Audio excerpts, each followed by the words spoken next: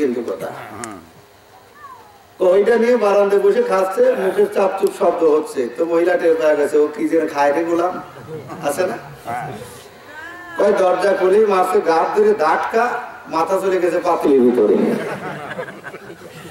আগেকার দিনে দেখবেন মাঝে মাঝে দেখবেন যে ছাগল কিন্তু পাতিলের মধ্যে অনেক সময় চাল খেতে খেতে হাড়ির মধ্যে মুখ ঢুকে যায়, মাথা বাইর করা পারে না, হাড়ি নিয়ে সারা বাড়ি করে ঠিক কি বেটা কি করবো, এমন দেশ খালি কুমড়াচ্ছে অবস্থা এরকম পাতিলের ভিতরে তো মাথা বাইর করা পারতো, কাহিনী বাইর করছে মুখ টুক ফুলে গেছে। তাহলে এই মহিলার জন্য আল্লাহ জান্নাত একবারে খুলে রাখছে নাকি, কথা বল নাকি খুলে রাখছে ডাইরেক্ট জান্নাতি, কথা বল ঠিক কিনা। তো এমন কিছু এই দোষ কিন্তু মহিলার না, দোষ হলো পুরুষটা, কথা বল না কেন, ওই পুরুষটা ওই মহিলা মার্কা পুরুষ, কথা বলেন না কেন। সম্মানিত হাজিরিন, যতক্ষণ থাকবো পুরুষ মানুষের মতো থাকবো ইনশাআল্লাহ। আল্লাহ যেন তৌফিক দান করেন, সকলে বলে আমিন, সকলে বলে আমিন। আল্লাহ কবুল করেন, সকলে বলে আমিন। সকলে একটু দরুদ পড়ি, আল্লাহুম্মা জোরে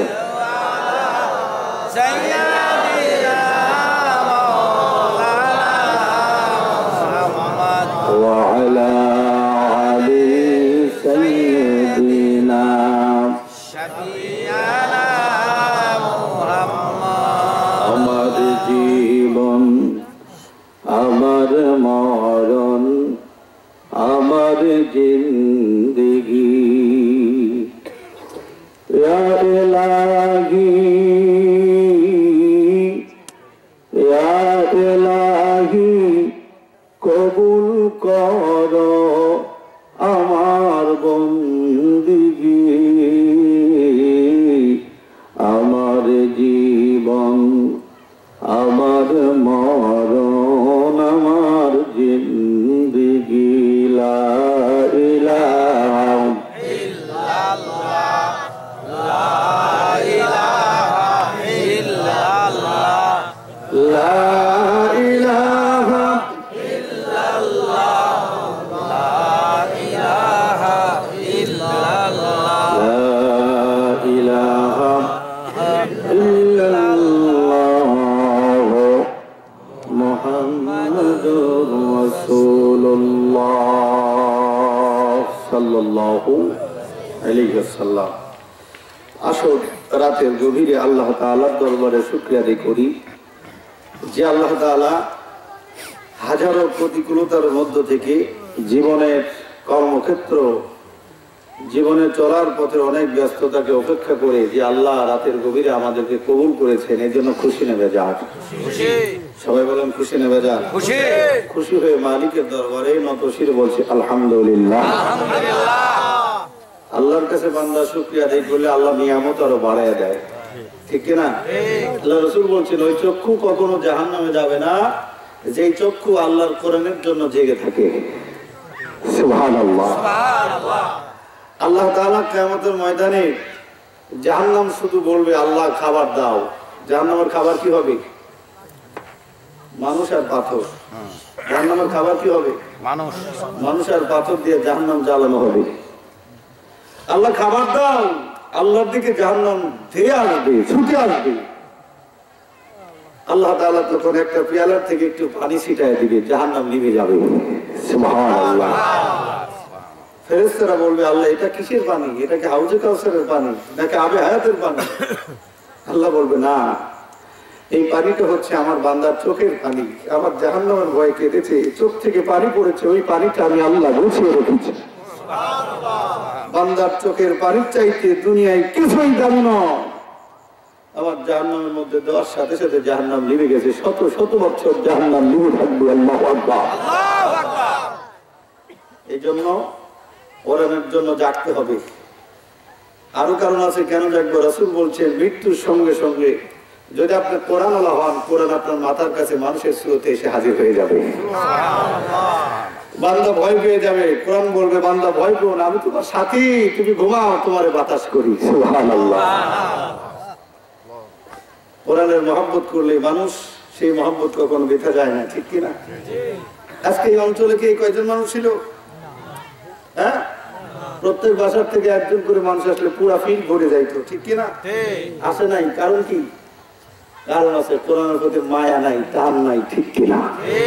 আজকে ঠিকই টান থাকতো, ঠিকই ছুটে আসতাম যদি কোরআনের জন্য কোনোদিন মাইর খাইতাম, কথা বল ঠিক কিনা? যদি কোরআনের জন্য কারোর কাছে অপমানিত হতাম তাহলে কোরআনের প্রতি মায়া আসতো, ঠিক কিনা? এই কোরআন এমনি এমনি পাইছি তো, যার কারণে কোরআনের প্রতি মায়া নাই, মহব্বত নাই, ভালোবাসা নাই। যেই জিনিস যত কষ্ট অর্জিত হয় সেই জিনিসের প্রতি মায়া তত বেশি, কথা ঠিক আছে কিনা? বাবার পকেট থেকে টাকা নিয়ে খরচ করবেন আর নিজে কামাই করে খরচ করবেন, দেখবেন দুইটার জ্বালা আলাদা।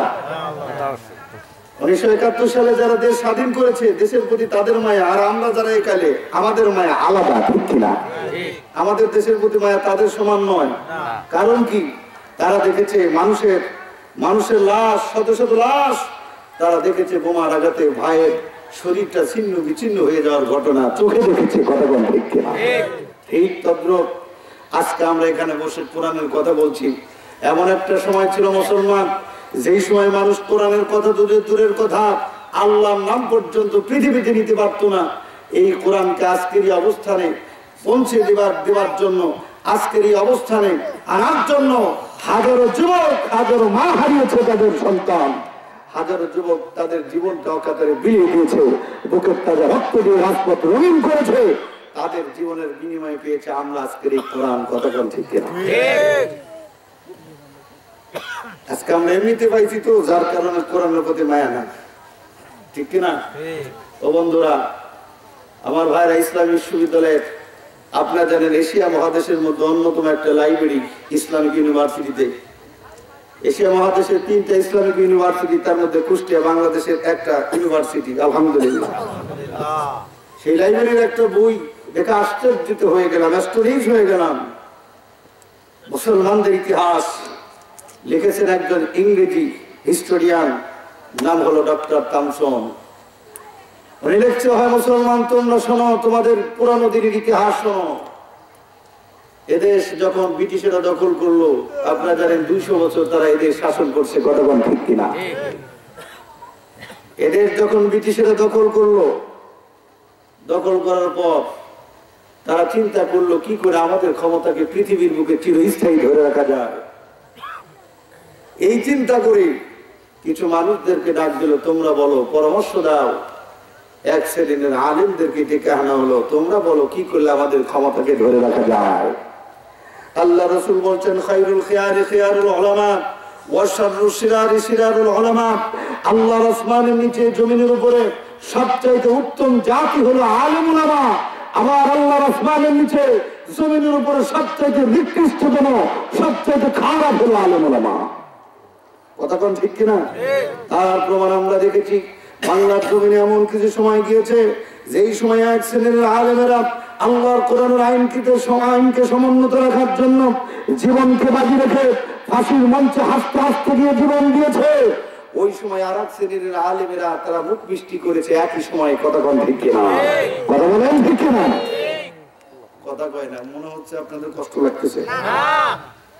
কথা শুনলে তো একটু তিতা লাগবে, কষ্ট লাগবে, কথা বললে আমাদের বুঝতে হবে। বাবা ভিতরে এসে বসা যান,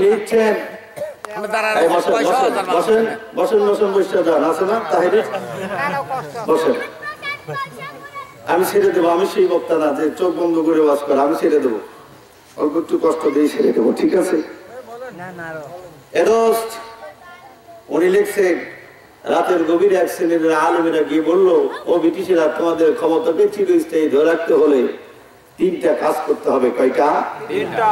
1 নম্বরে এদেশে যারা কোরআনের ধারক বাহক তাদেরকে শেষ করতে হবে, আলেম ওলামাদের শেষ করতে হবে, এটা 1 নম্বর টার্গেট। 2 নম্বরে মাদ্রাসা মসজিদগুলি গুড়ায় দিতে হবে। 3 নম্বরে মুসলমানেরা যে কোরআন পড়ে সেই কোরআনের কাছে আসলে মুসলমানের আল্লাহর পাগল হয়ে যায়, মুসলমানদের কোরআন শেষ করতে হবে। উনি লিখছেন, শুরু হয়ে গেল আলেমদের উপর অত্যাচার। দিল্লির চাঁদনি চর থেকে শুরু করে খাইবার পর্যন্ত রাস্তার দুধারে এমন কোন গাছ ছিল না যেই গাছের সাথে এক একজন আলেমদেরকে ঝোলায়, ফাঁসিতে ঝোলায় মারে নাই। সূরা আনকাবুতের 1 নম্বর আয়াত, আল্লাহ বলছে, ঈমান আনছো, এই কথা বললেই কি ছেড়ে দেওয়া হবে? এই কথা বললেই কি জান্নাত? মুসলমানের ঘরে জন্ম নিছো, হাসান দিয়ে তোমার কি কয় মুসলমানি করাইছে, এইটা করলে কি জান্নাত না? এত সস্তা নয়। আমার জান্নাত পাইতে হলে তোমাকে ইমানের কিছু পরীক্ষা দিতে হবে। কথা বলেন ঠিক কিনা? কথা বলেন ঠিক কিনা? উনি লিখছেন প্রতিদিন 2.5 লক্ষ কোরআন শরীফকে তারা নদীর মধ্যে ফেলায় দিয়েছে। কয় লক্ষ? 2.5 লক্ষ। এইবার মাদ্রাসা ভেঙেছে, মসজিদ ভেঙেছে। এইবার আলেমেরা গিয়ে রাতের গভীরে কয় এইভাবে হলে হবে না। আল্লাহ বলছে ইন্না নাহনু নাযালনা যিকরা ওয়া ইন্না লাহু লাহাফিজুন। এ ব্রিটিশরা তোমরা শোনো, আল্লাহ বলেছেন কোরআন নাজিল করেছি আমি আল্লাহ, এর হেফাজতকারী আমি আল্লাহ। কথা বলেন ঠিক কিনা? এই ভারতবর্ষে হাজারো হাফেজ আছে যাদের সিনার মধ্যে আল্লাহর কোরআন। ঠিক।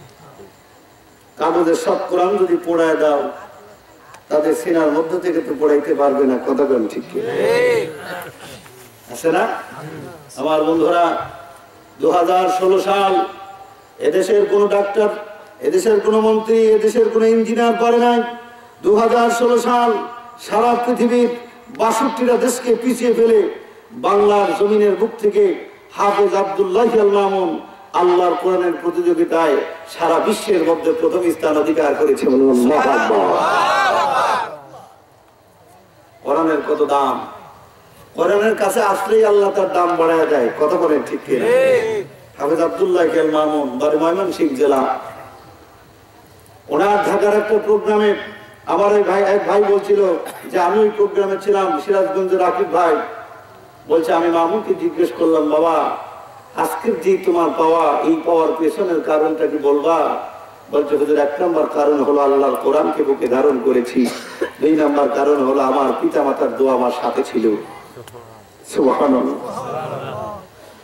মামুন বলছেন, আমি যাত্রাবাড়ি মাদ্রাসার ছাত্র।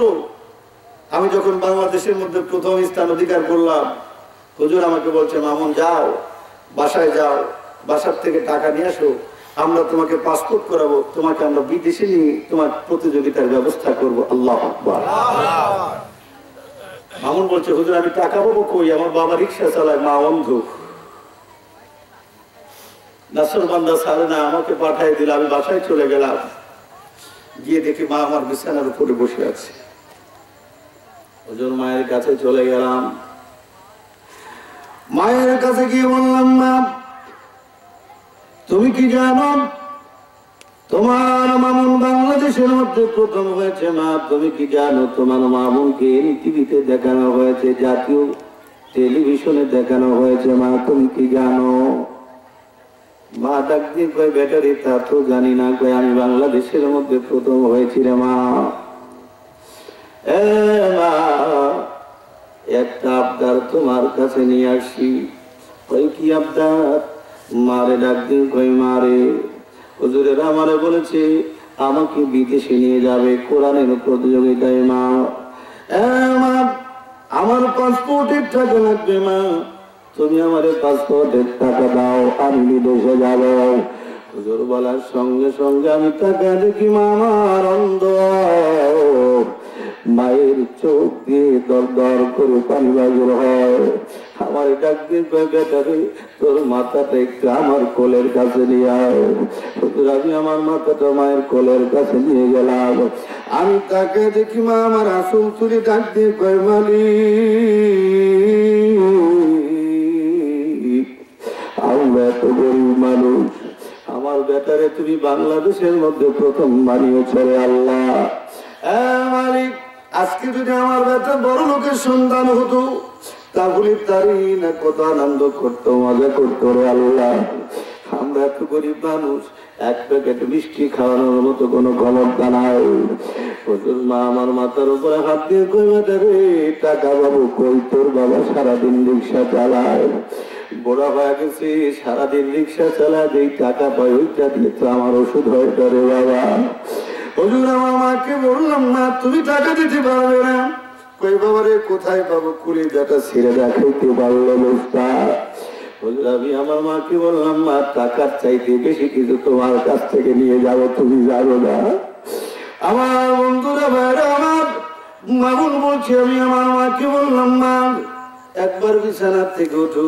মা ডাক দিয়ে কয়, কেন রে পাগলা কি করবি? আমি আমার মাকে বিছানার থেকে নামায় একটা ফলের ওপরে চেয়ারে বসায়া দিলাম।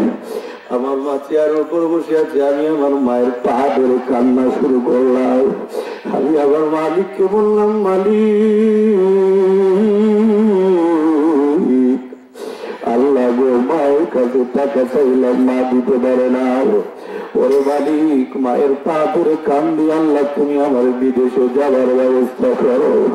হুজুর, আমি টাকা দেখি মা আমার আসলটা তুলে মালিকের কাছে কয়, মালিক আর কি করবো, এমন দিনটা দেখার অপেক্ষায় কি আমি ছিলাম।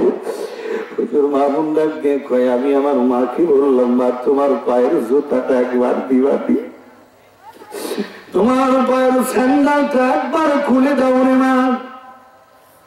মা আমার বলছে, বাবারে আমার জুতা দিয়া কি করবি, আমার স্যান্ডেল দিয়া কি করবি বল। আমি বললাম, মা একটা বার তোমার পায়ের জুতাটা খুলে দাও। হুজুর, আমি আমার মায়ের স্যান্ডেলটা খুলে নিয়ে পকেট থেকে রুমাল বের করে রুমালটা বিছানার উপরে বিছাইয়া ওই জুতার ধুলাগুলি আমি আমার রুমালের সঙ্গে মাখিয়ার কই, আল্লাহ মা আমার টাকা দিতে পারলো না, মায়ের পায়ের ধুলা নিয়ে গেলাম, আল্লাহ তুমি আমার বিদেশে যাবার ব্যবস্থা করে দাও। আল্লাহু আকবার। হুজুর মাকে বিছানায় বসায় দিলাম। আমি ঘর থেকে বের হচ্ছি, এমন সময় তাকে দেখে আব্বা রিক্সা নিয়ে বাসায় ঢুকছি। আমি দৌড়ে গিয়ে জড়া ধরে বললাম, বাবা, মায়ের কাছে টাকা চেয়েছি, মা দিতে পারে নাই। বাবা তোমার কাছে বড় আবদার, বাবা তুমি কি জানো আমি বাংলাদেশের প্রথম হয়েছি। হুজুর বাবা আমার জড়ায় তো কান্নার কই, বেটা সারাদিন রিক্সা চালায়া একটা চায়ের দোকানে চা খাচ্ছিলাম, টাকা দেখে টিভিতে তোরে প্রথম পুরস্কার দেওয়া হচ্ছিল। বাবা বাবা আমার বড় কষ্ট হয়, তুই এমন একটা পরিবেশে জন্ম নিয়েছিস বাবা, তোর জন্য কিছুই করতে পারলাম না। বাবা তুই আমার মাফ করে দিস। আমি আমার বাবাকে বললাম, বাবা রে আমি বিদেশে যাবো, পাসপোর্টের টাকা দাও। আমার বাবা বুড়া মানুষ, পকেট থেকে 200 টাকা বের করে কয়, বাবা সারাদিন রিক্সা চালাই ভাড়া করেছি, বাবা এইটা দিয়া তোর মায়ের ওষুধ কিনবো, কি করবো আমি বুঝি না। আমি আমার বাবাকে বললাম, বাবা একটা বার ঘরের মধ্যে চলো। ওই চেয়ারের উপরে বসা দিয়ে বাবার পা ধরে কান্না করে, আল্লাহ মায়ের পা ধরে কেঁদেছি, বাবার পা ধরে কান্দি, আল্লাহ বিদেশে যাওয়ার ব্যবস্থা করে দাও। হুজুর আমার আব্বা চিৎকার দিয়ে কয়, মালিক আমি আর কি করবো, তুমি এর বিদেশে যাওয়ার ব্যবস্থা করো। আমি আমার বাবার স্যান্ডেলটা দেখি, বাবা তোমার জুতাটা ছিঁড়ে গেছে, বাবা তোমার জুতার আরো বেশি দাম, একটা বার তোমার পায়ের জুতাটা খুলে দাও। হুজুর আমার বাবার জুতাটা নিয়ে আমি পকেট থেকে রুমাল বের করে আবার ওই রুমালের মধ্যে বাবার ওই ধুলাগুলি মাখি আর বলি, মালিক বাবার পায়ের আর মায়ের পায়ের ধুলা নিয়ে বললাম, আল্লাহ তোমার কোরআন আমার বুকে আমার বিদেশে যাওয়ার ব্যবস্থা করে দাও। হুজুর আমি বাসার থেকে মাদ্রাসায় এসেছি, এসে দেখি আল্লাহর কোন বান্দা যেন আমার পাসপোর্টের টাকা দিয়ে গেছে। আল্লাহু আকবার, আল্লাহু আকবার, আল্লাহু আকবার, আল্লাহু আকবার। আল্লাহ নবী বলছেন, মা বাবা যদি হাত তুলে দোয়া করে, সেই দোয়া কখনো বৃথা যায় না, ঠিক কিনা? ঠিক। এই পৃথিবীতে আপনার টাকা না থাকতে পারে, অনেকেই মায়ের সঙ্গে বেয়াদবি করে হয়তো বা 10 তলা মালিকের বাড়ির মালিক, কিন্তু খোঁজ দিয়ে দেখবেন, আল্লাহর কসম করে বলি খোঁজ দিয়ে দেখবেন ওর সংসারে শান্তি নাই। রাসূল বলছেন, তোমার পিতা মাতা যদি তোমার প্রতি খুশি থাকে গো বান্দা, তোমার টাকা না থাকতে পারে কিন্তু আল্লাহ তাআলা জান্নাতের সুখ তোমার পরিবারে দিবে, ঠিক কিনা? পিতা মাতাকে ভালোবেসেই দেখেন না, এই ভালোবাসা কখনো বৃথা যায় না। পৃথিবীর একজন মানুষ নিঃস্বার্থ ভালোবাসে, সে হলো মা। আমরা বুঝতাম না, আমাদের সন্তান না হলে বুঝতাম না। আসলে আমার সন্তানকে আমি যতটা মায়া করি, আমার মাও তো এরকম মায়া করছে। মা আল্লাহ রাসূল বলছেন তুমি যদি মারা যাবে ওই দিন যদি তোমার পিতা মাতা তোমার প্রতি খুশি থাকে, বিশ্ব নবী বলছেন মৃত্যুর সাথে সাথে আল্লাহ জান্নাত তোমার জান্নাতের আটটা দরজা তোমার জন্য খুলে দিবে। কারণ কি মা যত ভালোবাসে এমন ভালোবাসে পৃথিবীতে আর কেউ নাই। এখানে এমন একজন লোক পাওয়া যাবে না যেই লোকদের যদি বলা হয় 10,000 টাকা তোমারে দেব, 5 কেজি ওজনের একটা ইট তোমার পেটের সঙ্গে 10টা মাস তুমি বেঁধে রাখবে, পারবে? কেউ রাজি হবে না। কিন্তু মা আমাকে আপনাকে পেটের সঙ্গে বেঁধে রেখেছে, কথা বলেন ঠিক কিনা? মা খাইতে বসেছে, আমার আপনার কষ্ট হয়েছে, লাথি মেরে দিয়েছি, আমার বাবাজিরা আমার মায়ের খাওয়া বন্ধ হয়ে গেছে, প্লেটে হাত দিয়ে বাসার মধ্যে ঘরের মধ্যে ঢুকি বিছানার কিনারায় বসে আঁচল দিয়ে মুখটা ডেকে আল্লাহর কাছে কান্দার কই মালিক আমার পেটের মধ্যে আমার বাবুরে তুমি ভালো রাখো। আমার নবীজি বলছেন মা যতদিন ঠিক মতন খাইতে পারলো না ততদিন পর্যন্ত আল্লাহ তাআলা মায়ের প্রত্যেকটা দিনের বিনিময় নফল রোজার সওয়াব দেয়। রাতের গভীরে মা ঘুমাইতে গেছে, আমি আপনি লাথি মেরেছি, মা ঘুমাইতে পারে নাই। ফাইনালি আমার আপনার আসার সময় হয়ে গেল। আমার বন্ধুরা মা যেন মৃত্যুর উপরে যাচ্ছে, শাশুড়ির কাছ থেকে বিদায় নিয়া নিরালায় স্বামীকে ডাক দিয়ে কয় স্বামীরে কত না ভুল করেছি, তুমি আমারে মাফ করে দাও। স্বামীর কাছে বিদায় নিয়ে মা তুলে করে চলে গেছে। আমার বন্ধুরা আমেরিকান একজন ডাক্তারের লেখা একটা আর্টিকেল বললাম, বিপদে যদি দুনিয়ার কোথাও সন্তান বিপদে পড়ে সবার আগে মা টের পায়, কথা কোন ঠিক কিনা? কেন টের পায় রে মুসলমান? সন্তান যখন ভূমিষ্ঠ হবে এই সন্তানের মাথাটা ঘুরে মায়ের জরায়ুর দিকে চলে আসে, আর সন্তানের পাটা গিয়ে মায়ের কলিজার সঙ্গে লাগে। ওই সন্তান যখন দুনিয়াতে আসবে ওই সন্তান ফাইনালি লাস্ট পর্যায়ে ওই মায়ের কলিজার উপরে 3টা লাথি মারে। যখন লাথি মারে লাথিতে যখন মারে মারার সঙ্গে সঙ্গে সন্তানের মাথাটা বাহির হয়ে আসে। ওই ডাক্তার লেগেছে যখন লাথি মারে ওই মায়ের কলিজার সঙ্গে আর সন্তানের পায়ের তালুর সঙ্গে আল্লাহ একটা কানেকশন তৈরি করে দেয়। আল্লাহু আকবার।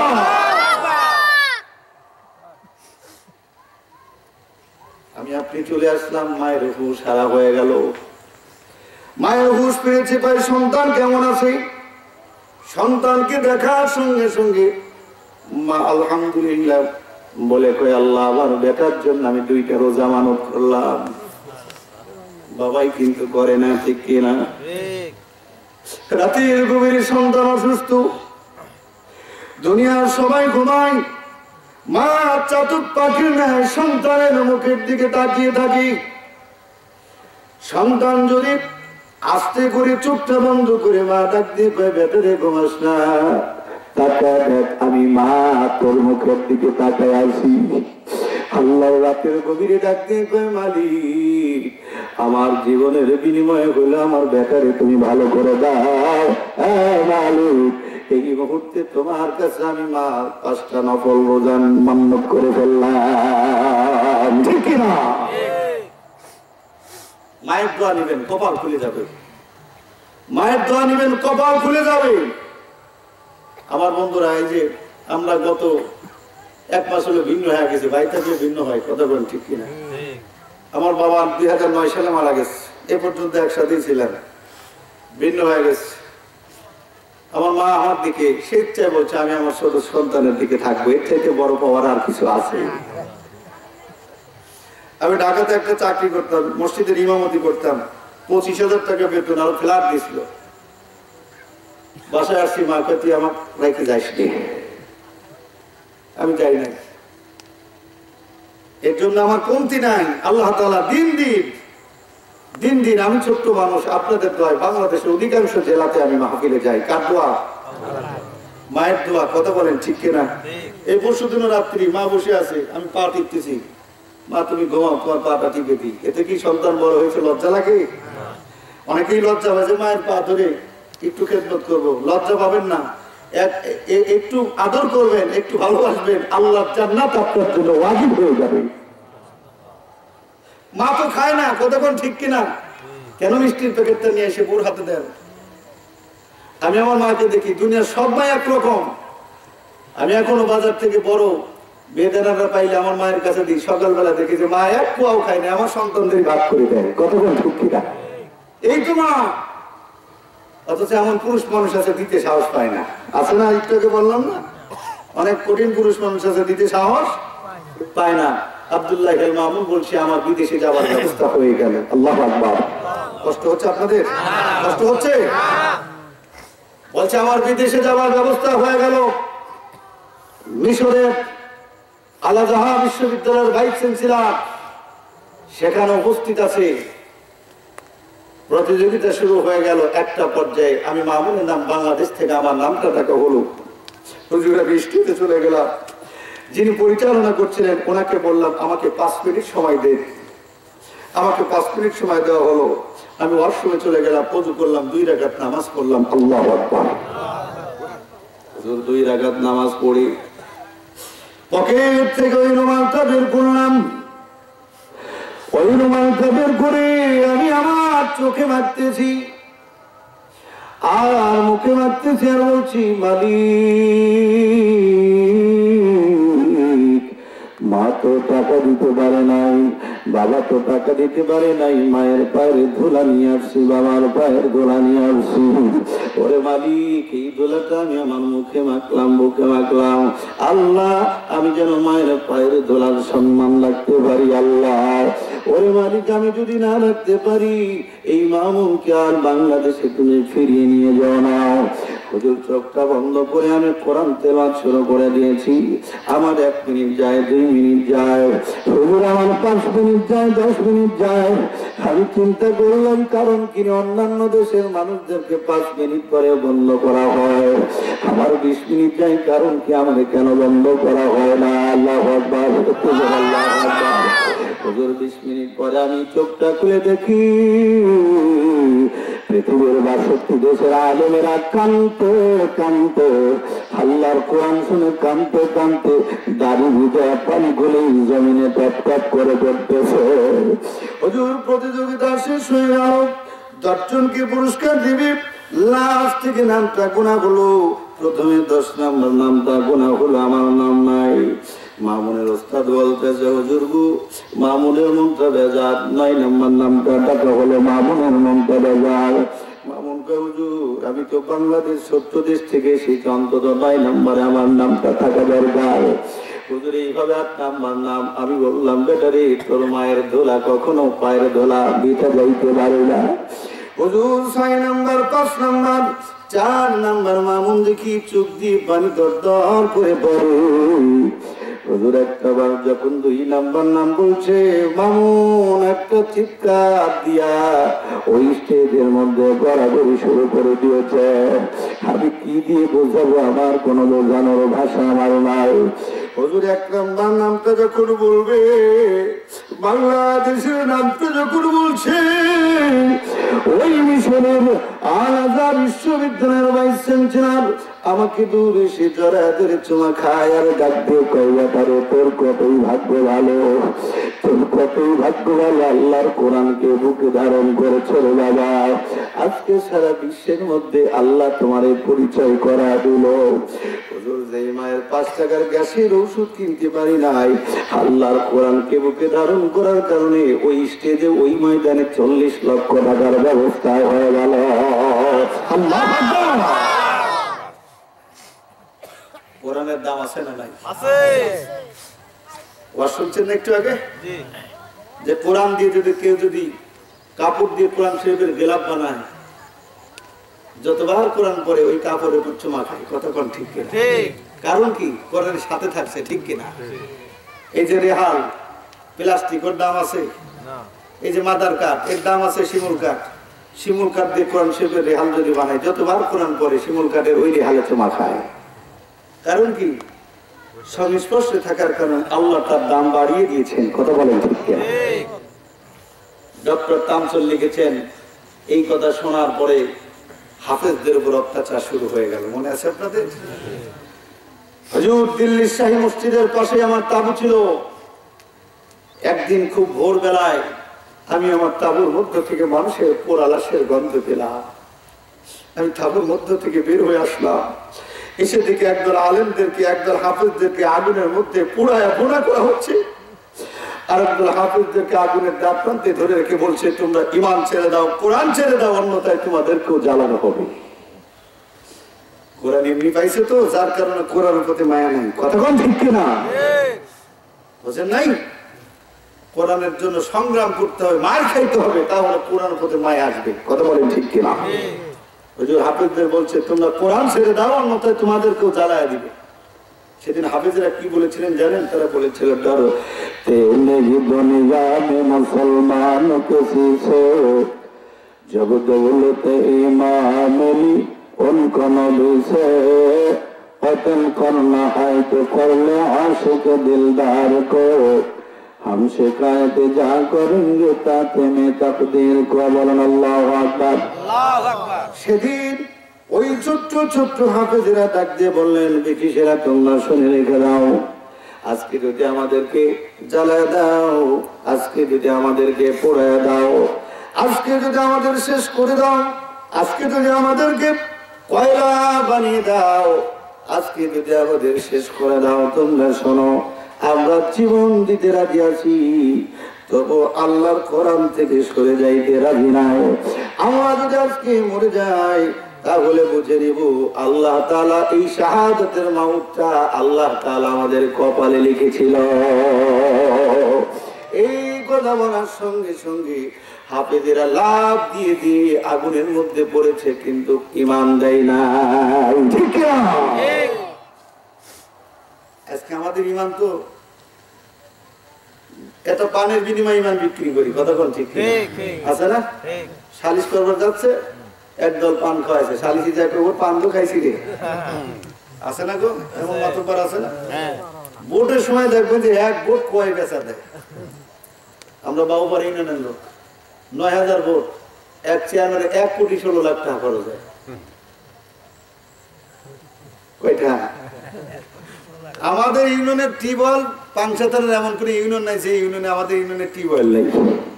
এক ভোটে একটা টিউবওয়েল দেয়, নিজের আছে কি করবে, মেয়ে বাড়ি দেয়। কথা বলেন?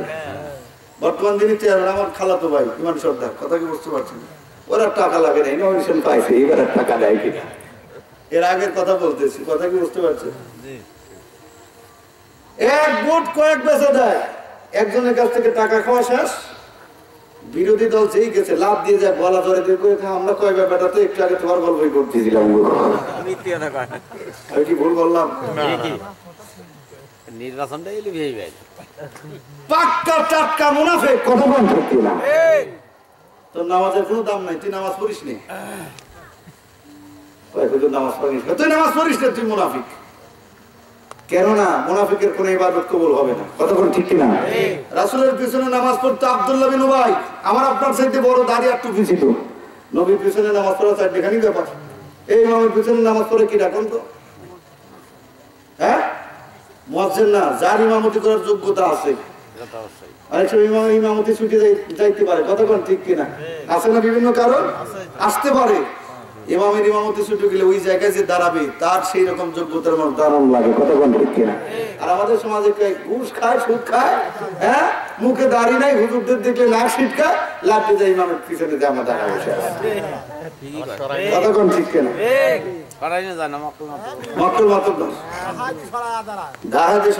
কতক্ষণ ঠিক কিনা? আছে না ঘুষখোর সুদখোর? আছে না গো? আজকে আমরা পড়ছি বড় বিপদে। হুজুর সুদের বিরুদ্ধে ওয়াজ করবে, তাকায় দেখে যে সভাপতি সুদ খরচ। তো এই যে কথা বলে কি ইমামতি শেষ? আছে না? কথা বলি সকালে ফোন দেয়, হুজুর কালকে তো আজান দিন না। তো যখন আজান দিন না, হুজুর বুঝতে পারছি না যে ইমামতি আমার এই জায়গার নাই। হুজুর সুদ করে বিরুদ্ধে ওয়াজ করবে, তাকায় দেখে যে সেক্রেটারি আরো একটা উপরে টাকা হলো চাইতে দেখে 1 টাকাও নাই। চাচা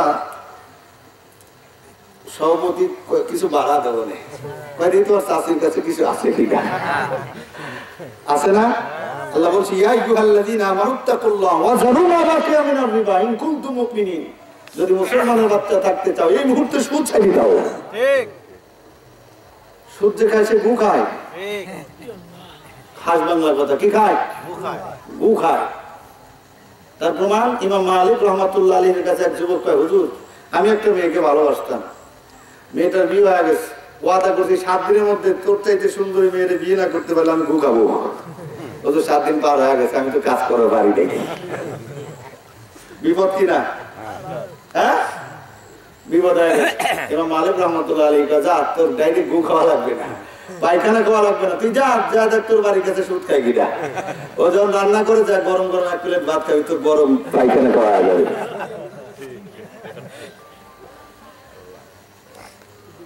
কষ্ট পাইলে কিছুই করার নাই, কথা কর না কে কত কয় লাগবে, কারণ কি আমার তোর ময়দানে না যদি কই তাহলে আমার বিপদ আছে। তাহলে আমরা ভোট বিক্রি করা মুসলমান, কথা কোন ঠিক কিনা? ইমাম ঠিক রাখতে হবে। আব্দুল্লাহ বিন উবাই ইন্তেকাল করলো, মরে গেল, রাসূল নিজে জানাজার জন্য যাচ্ছে, চারটেখানি ব্যাপার। হযরত ওমর জামাটা নিয়ে ধরছে, হুজুর যাবেন না। বিশ্বনবীর মুখ গোড়া, ওমরের দিকে চোখ বড় বড় থাকে, ওমর ভয় পেয়ে গেছে। আল্লাহ রাসূল তবুও যাচ্ছেন। আল্লাহ কোরআনের আয়াত নাযিল করে দিয়ে বললেন, নবী গো ওমর যেটা করেছে ওইটাই ঠিক, ওইটাই ঠিক। ওর জানাজা 70 বার পড়লেও আমি আল্লাহ কবুল করবো না। কারণ তার একটাই অপরাধ ছিল, সেটা হলো আসলে সমাজে একজনের কথা আর একজনের কাছে না লাগানো পর্যন্ত ওর পেটের কথা জমায় না। কিভাবে মারামারি লাগানো যায়? আল্লাহ রাসূলের মিশকাতের হাদিসের মধ্যে পড়েছে, এর হলো বান ডাকা ছাগির নেয়। বান ডাকা ছাগি বললাম, হুজুর কিভাবে সেটা? কয়েক ওই যে ছাগলের যে সময় বুনো পারা না একটা অবস্থা আসে না, এই মাঠের মধ্যে যদি ছেড়ে দেন ওই ধারি ছাগলকে, ও শুধু ছাগল খুঁজবে যে কোন দলে সে যারা চায় তারও পাবে, কতক্ষণ ঠিক কিনা? একবার দৌড়োর কাছে যায়, কোনো যায় সেইটা নাই, আবার এই দলে আসে, কতক্ষণ ঠিক কিনা? আল্লাহ রাসূল বলছে মুনাফিক এই প্রকৃতির, এর কথা ওর কাছে লাগায়, ওর কথা এর কাছে লাগায়, দুজনকে দুজনের কথা লাগায়। এরা হলো কি বান্দাকে সাজিয়ে নাই মুনাফিক। একজনকে ভোটে দাঁড় করে আর রাতের গভীর আরেকজনের কাছে কয় ওই গেট দাঁড় করাইছি, তুই দাঁড়া, তোর সাথে আছি। ঠিক তুই নামাজ পড়িস নি, তোর অভ্যাস যদি এইটা থেকে নামাজ পড়িস নি। কাল আব্দুল্লাহ বিন উবাইয়ের জানাজা বিশ্বনবী করলেন, মুখে লালা মুবারক পর্যন্ত ওর মুখের মধ্যে দিছিল, নবীর মুখে লালা, সেটা এখানে ব্যাপার। নবীর মুখে লালা মুবারক, নবীর জুব্বা দিয়ে তার কাফন হয়েছে। আর কি শুনবেন? আল্লাহ কয় হবে না, যত কাফনই করিস না কেন, ইন্নাল মুনাফিকিনা ফিদ দারকিল আসফালি মিনান নার, নিশ্চয় যারা মুনাফিক তাদের স্থান হলো জাহান্নামের সবচেয়ে আসফাল। আরবি গ্রামারে বলা হয় ইসমে তাবজিল, যেটা ইংরেজিতে বলা হয় সুপারলেটিভ ডিগ্রি, যাই কত সময় নাই। তার মানে এর চাইতে নিচে আর কেউ থাকবে না যেখানে থাকবে মুনাফিক। তাহলে একটা পান খায়া দল আলাদা করা যাবে না, কতক্ষণ ঠিক কিনা? ন্যায় বিচার করতে হবে। কি বিচার? কথা বলেন, কি বিচার? যে বিচার করেছিলেন হযরত ওমর, নিজের সন্তান মত পান করছে, বিচার করছে 100 বেতের বাড়ি। লোকের হুজুর আমার কাছে দেন, কয় না হবে না, আমি নিজেই মারি, আমার সন্তানকে তোমরা মারলে আসতে পারবা। আছে না কিছু লোকের টাটু, মাতুব্বরের সন্তান অন্যায় করছে, টাটু যা দূরে যা গপ করে কয়টা মারি, কয় বিচার হয়ে গেছে। আছে না গো? বদমাইশ ধরা পড়ছে, ওর বিচার হলে বুক পর্যন্ত মারি উড়াই দাও, ঠিক কিনা? পরে কি 100 ধানের বাইলে এক করে এক বাড়ি মারে, 100 শেষ। আল্লাহ মনে হয় কায়দা বোঝে না। ওমর কয় না, বিচার আমার কাছে দাও, আমি নিজে বাড়ি, তোমরা মারলে আসতে পারবা, আমি মদিনার খলিফা, আমার সামনে কি আমার সন্তানদের জোরে বাড়ি দেওয়ার ক্ষমতা আছে? আমার কাছে দাও। নিজের সন্তানকে মানে আঘাত করছে, 80টা মাসে মরে গেছে, দাফন হয়ে গেল, আরো 20টা কবর উপর মারি 100 পূর্ণ করছে। আল্লাহু আকবার। সেই ওমর, ওনার খেলাফতের সময় আল্লাহ রাসূলের একজন সাহাবী ছিলেন হযরত হুযায়ফা ইবনুল ইয়ামান। একবারে গরিব মানুষ, গরিব হলে কি হবে, অন্তরে ঈমান আছে, কতক্ষণ ঠিক কিনা? হযরত বেলাল গরিব কিন্তু অন্তরে ঈমান, কতক্ষণ ঠিক কিনা? প্রত্যেক জুম্মার দিন ইমাম সাহেব সানি করতে একটা কথা পায়, খায়রুল উম্মতি কর্নি সুম্মাল্লাযিনা ইয়ালুনহুম সুম্মাল্লাযিনা ইয়ালুনহুম, কতক্ষণ বলে কিনা? আমরা তো মনে করি এখন খুদ্া শেষ, দাঁড়ায় কিন্তু ভাব নিয়ে দাঁড়াই, কতক্ষণ ঠিক কিনা? এর মানেটা কি আমরা কিন্তু বুঝি না। এর মানে হলো রাসূল বলছেন ওরা আমার কাছের যারা, যাদের হৃদয়টা আমি রাসূলের সাথে বাঁধা। বলুন সুবহানাল্লাহ। চলবে আর একটু, চলবে? হ্যাঁ চলবে আর একটু। আমি কিন্তু আমার আলোচনা এখনো শুরু করি নাই।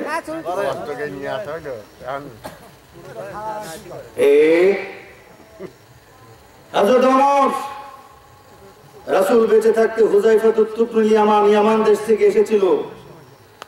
বিকাল বেলায় ঘুরতে আর বলতো, হুযায়ফা রে, তুই গরিব মানুষ, তুই কি জানিস ওই যে মদিনার অমুক অমুক অমুক ওরা নামাজ পড়ে কিন্তু মুনাফিক, ওরা যদি মরে যাস ওদের জানাজায় যাস না। হুযায়ফা যদি কোনো জানাজায় যাইতো বিশ্বনবীর ইন্তেকালের পর, তাহলে বুঝতে হতো যে ওইটা হলো পাক্কা মুসলমান। আল্লাহু আকবার, আল্লাহু আকবার। হযরত হুযায়ফা আছে, কোনো মানুষ মারা গেছে, হুযায়ফা জানাজায় যায় নাই, বুঝতে হবে এটা পাক্কা মুনাফিক। এই খবরটা কেমনে যেন মদিনার খলিফা হযরত ওমর রাদিয়াল্লাহু তাআলা টের পেয়ে গেছে। সারাদিন রাজকার্য পরিচালনা করার পর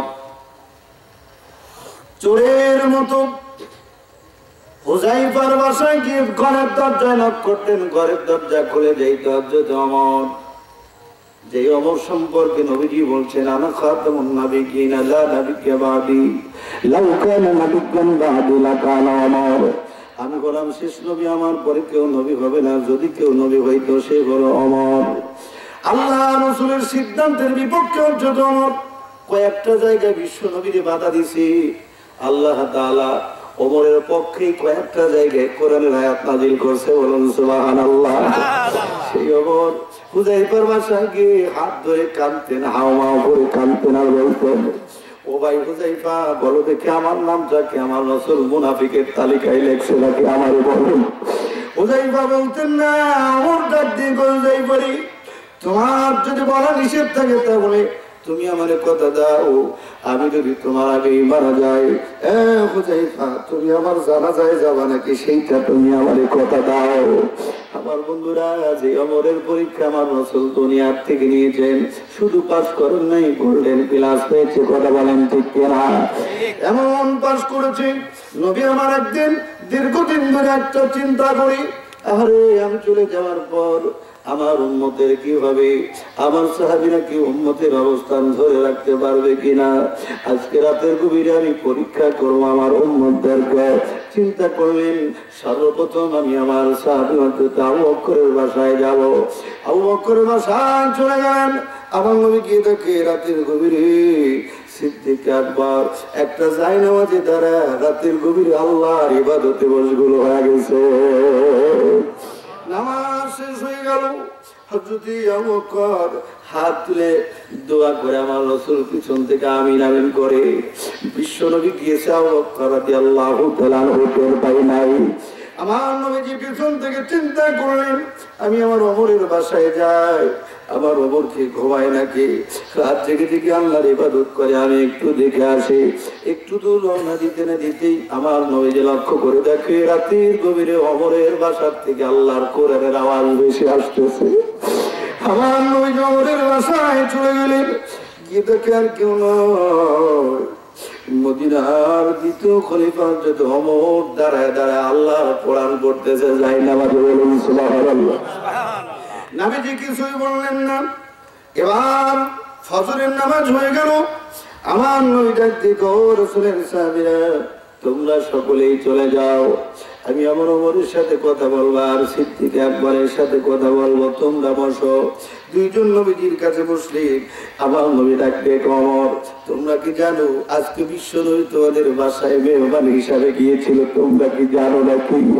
বলার সঙ্গে সঙ্গে দুইজন লাফ দিয়ে উঠছে, ইয়া রাসূলুল্লাহ। আমার নবীর চোখ বড় পানি। চিন্তা করলেন আমাদের বিয়াদবি হয়ে গেল নাকি। আমার নবী ডাক দিয়ে কও, ওমর এই পানিটা দুঃখের পানি নয়, এই পানিটা হলো আনন্দের পানি। পরে ওমর এই দিনটা দেখার জন্য আমি উহুদের ময়দানে গিয়েছি। হেলমেট ভেঙে আমার মাথার মধ্যে লোহার ওই ই ঢুকে গিয়েছে, লোহার তীর ঢুকে গিয়েছে ওমর। আমি তায়েফের ময়দানে তীরের দাওয়াত দিতে গিয়েছি, একবার নয় দুইবার নয়, কাফেরেরা আমারে মারতে মারতে 3 বার বেহুশ করে দিয়েছে ওমর। ওই আল্লাহর কসম করে বলি, তোদের বাসার থেকে ঘুরেছে আমি রাসূলের মাথার থেকে সব টেনশন দূর হয়ে গেল। বল তোর বাসায় গেলাম, গিয়ে দেখি তুই আস্তে আস্তে যাই নামাজ দাঁড়া দাঁড়া আল্লাহর কোরআন পড়স। তুই কেন আসতে পড়লি আমার একটু বল। হযরত সিদ্দিককে একবার ডাক দেখে, নবী আসমাই তোমার নাজাত ইয়া রাসূলুল্লাহ, আমি এই জন্য আস্তে আস্তে কোরআন পড়ে পড়ে আল্লাহর সামনে দাঁড়িয়েছি, আমি আমার মনের ব্যথাগুলি আমি আমার মালিককে গোপনে জানাইয়া দিয়েছি। ওমর তুমি কেন জোরে বললা? হযরত ওমর চিন্তা করলেন, আমার ভাই সিদ্দিক একবার একটা উপকারের কথা বলে আমার নবীর কাছ থেকে একটা নাম্বার নিচে, আমি 2টা উপকারের কথা বলে 2টা নাম্বার নেব। ইবাদতের প্রতিযোগিতা করতেন, ভোটের প্রতিযোগিতা নয়, মসজিদের সভাপতি হওয়ার প্রতিযোগিতা নয়, গোরস্থানের সভাপতি হওয়ার প্রতিযোগিতা নয়, ইবাদতের প্রতিযোগিতা। আপনার মুখ থেকে শুনেছি কোরআনের আওয়াজ যতদূর যায় ততদূর পর্যন্ত শয়তান আসতে পারে না গো নবী। এই জন্য আমি জোরে জোরে কোরআন পড়েছি, আমার কোরআনের আওয়াজ যতদূর গিয়েছে শয়তান আসতে পারে নাই। ইয়া রাসূলুল্লাহ, আমার কোরআন শুনে আপনার সাহাবীরা রাতের গভীরে উঠে তারাও তাহাজ্জুদের নামাজ পড়েছে। ইয়া রাসূলুল্লাহ, এইটা হলো একটা উপকার, আর একটা উপকার হলো আমি পড়েছি তারা শুনেছে। ইয়া রাসূলুল্লাহ, আমি পড়েছি তারা শুনেছে, আমি শুধু ইবাদত করে আল্লাহর নৈকট্য হাসিল করি নাই, আপনার অসংখ্য সাহাবীরা রাতের গভীরে উঠে আল্লাহর নৈকট্য হাসিল করেছে। সেই উমরের মতো মানুষ একজন সাধারণ পূজার হাত ধরে কান্দে, হুযায়ফা বল আমার নবীকে আমার নাম মুনাফিকের তালিকায় লেখছে নাকি বল। আমাদের অভ্যাস চেঞ্জ হবে না, হজ করে আসছে তারপরে অভ্যাস চেঞ্জ হয় নাই, কতক্ষণ ঠিক কিনা? হজ করে আসছে বকার ডিগ্রি নিয়ে আসছে, কতক্ষণ ঠিক কিনা? আছে না কিছু? হজ করে এসে টুপি একটা নিয়ে এসে ব্যবসা শুরু করছে 2 নম্বরের জম, কতক্ষণ ঠিক কিনা? সেদিন এক হাজির মাংসায় বড় ব্যবসা, হজ করে আসছে, আপনাদের মাছ পাড়ার দোকান আছে, 10 কেজি দানা দিয়েছে, একটাও জ্বালাই নেই।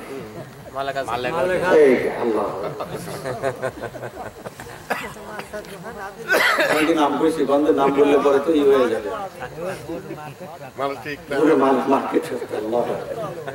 আচ্ছা বলেন তাহলে তার একবারে বছরটাই নষ্ট করে দিল না? খালি বছর নাই, জীবন শেষ। আমরা কৃষক, আমিও পেঁয়াজ লাগাই 2-3 পাটি, আজকে বেশি 1480 টাকা করি। কথা কি বুঝতে পারছেন? 3000 বেচতে পারেনি, একটা কারণ ছিল, বেচার সুযোগও ছিল না। যাই হোক, আমরা যে মাহফিল করি, প্রতিদিন মাহফিল করি, সময়ও পাই না, এই যে রাত জেগে মাহফিল করি, বেচার টাইম থাকে কোনদিন? সকালবেলায় ফজর করে ঘুম না আসলে ভালো লাগে না, মাথা করে। তো যাই হোক, এই জন্য সবকিছু করতে হবে আল্লাহর জন্য, কতক্ষণ ঠিক কিনা? ইবাদত করতে হবে কার জন্য? অনেকেই হাজি, অনেকেই আলহাজ এগুলি লাগায় তার ব্যবসা, তার সম্মানকে গ্রহণিত করার জন্য, কতক্ষণ ঠিক কিনা? আখিরাতের মাঠে আল্লাহ বলবেন যে তোর দুনিয়াতেই শেষ, তোর এখানে আর কিছুই নাই, কথা বলেন ঠিক কিনা? কথা বলেন না কেন? আসুন আমরা পবিত্র কোরআন থেকে একটু তাফসীর করি, অনেক টাইম চলে গেল, আর 11:30 বেজে গেছে, আর কথা বলা যাবে না। যাই হোক, একটু দেরিতে আসছি, আমার খুব ইচ্ছা ছিল মজার একটা বিষয় নিয়ে আলোচনা করতাম, কিন্তু রাত 11:30 বেজে গেছে। এখন যা যদি ফজরের নামাজ মিস করি তাহলে খুব কষ্ট হবে। যাই হোক, আমার ইচ্ছা ছিল বর্তমান বিশ্ব নবী আল্লাহ রাসূল কি কেমন লিডার, কেমন নেতা ছিলেন, সেই বিষয়টা আমি বোঝানোর জন্য চেষ্টা, ইচ্ছা ছিল, কিন্তু বিষয়টা হলো না। যাই হোক, তারপরেও আমরা যতটুকু আলোচনা করলাম, 11:22 বাজে, আর 8-10 মিনিট কথা বলি। কথা কি বুঝতে পারছেন? 11:30 তো যাক, একটা তাকবীর দেন তো দেখি, চলো লিল্লাহি তাকবীর, তাকবীরের ভাবে তো হলো না, আরো জোরে লিল্লাহি তাকবীর, মাশাআল্লাহ, আল্লাহ কবুল করুন, বলুন আমিন। সকলে আসুন আমরা বলি আউযু বিল্লাহি মিনাশ শাইতানির রাজীম।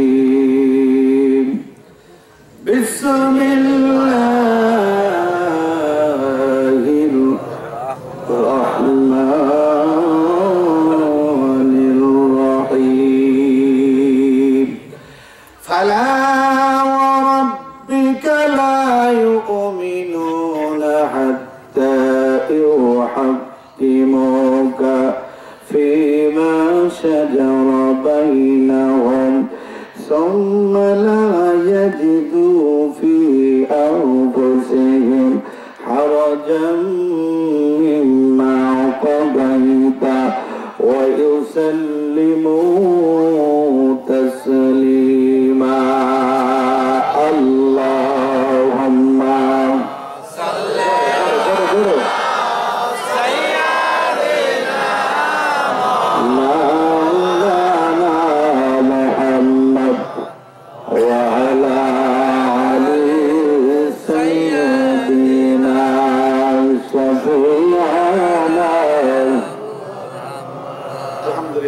আলহামদুলিল্লাহ সূরাটার নাম হলো সূরা নিসা। কোন সূরা? সূরা নিসা 4 পারা 5 নম্বর রুকু 65 নম্বর আয়াত। এখান থেকে অল্প একটু সামনে দেখি কত দূর যাওয়া যায়। আবার যদি আসি তাহলে এখান থেকে আলোচনা 3-4 ঘন্টা আলোচনা করলেও পুরাবে না। কথা কি বুঝতে পারছি? এত মজা। আমার ভাইরা, এই সূরাটা, এই আয়াতটা যখন নাজিল হলো, আয়াতের প্রেক্ষাপটটা আপনারা অনেকেই জানেন। বিশ্ব নবীর কাছে দুইজন মানুষ আসছে। কয়জন? দুইজন। একজন মুসলমান আর একজন ইহুদি। একটা বিচার নিয়ে আসছে। আমার রাসূল দুইজনের কথা শোনার পরে দেখে যে না, দোষটা মুসলমানের বেশি। আমার নবীজি যে রায় দিয়ে দিল, রায় চলে গেল মুসলমানের বিপক্ষে, ইহুদির পক্ষে। এখন মুসলমান যেটা ছিল সে ভাই নবী কইলটা কি আছে না, ওর ভোট দিই, ওর কথা শুনে মানুষের মাথায় অন্যায়ভাবে বাড়ি দিই, আছে না? রাসূলকে আমাদের মতো লিডার ছিল কোন দিন? আমাদের মতো একটু আগে বললাম না, একক তো খায় শালির ঘুরাই। কথা বলতে ঠিক রাসূলটা আমাদের মতো নয়। তো লোকটা কয় রাসূলের সাথে যুদ্ধে যায়, জিহাদে যায়, কত কিছু করি। এত কিছু করার পর রাসূল বিচারে রায় কিছু বলবে? শেষ করে দেবো।